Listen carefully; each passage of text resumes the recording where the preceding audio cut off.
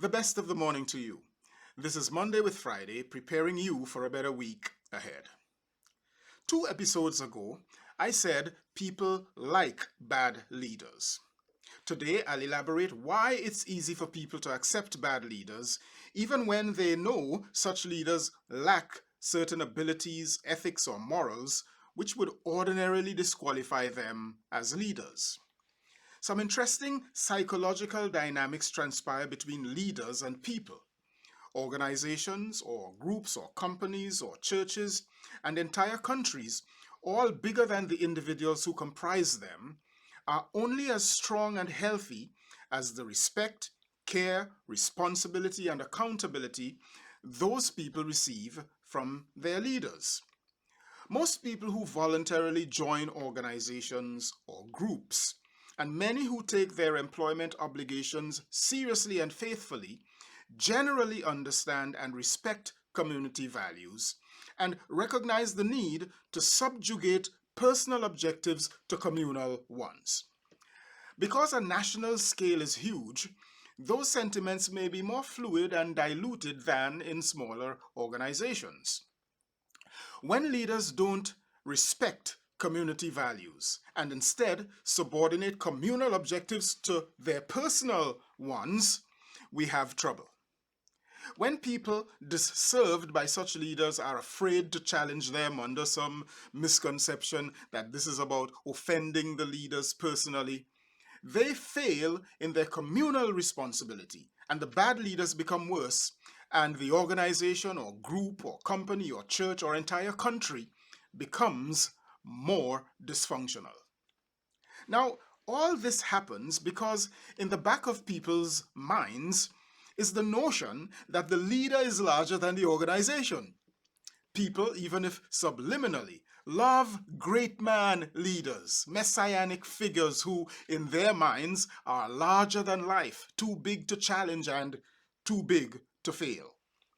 It's easy to locate greatness in a single person rather than spread across a whole team, especially when that person promises that he alone can fix everything and we are sufficiently gullible to believe it. Why do you think 74 million people voted for a horribly malformed and uniquely unqualified human who promised to make America great again, even while he was clearly, manifestly, and patently destroying America? Was it not this one malignant, malevolent, and malicious Messiah who made the insurrectionists think they were great while they were instead being their reprehensible worst? Bad leaders keep us under their spell by prolonging their lies, thus postponing the fulfillment of their false promises of prosperity and illusions of grandeur.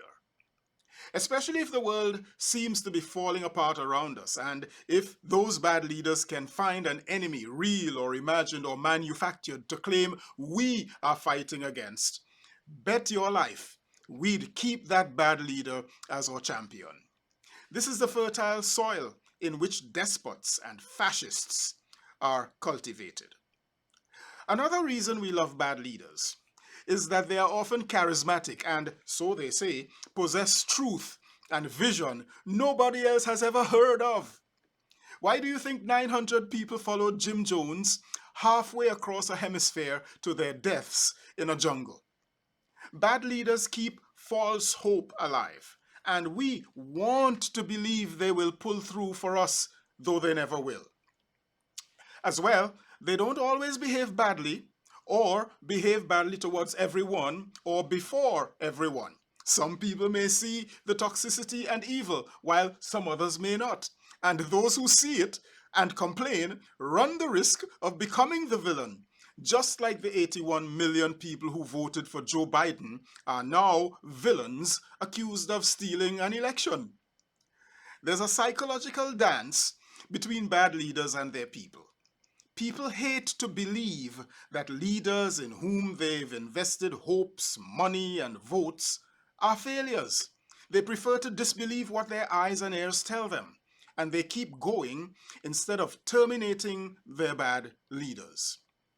You need only a few key people in an organization, group, political party, company, church, or country to be this blind for the whole entity to become dysfunctional. There are ways out of this morass, and we shall get to them in future episodes. But for now, to be forewarned is to be forearmed. If we know how bad leaders control us and why we love them, we can begin to think about how to shut them down. So, happy thinking.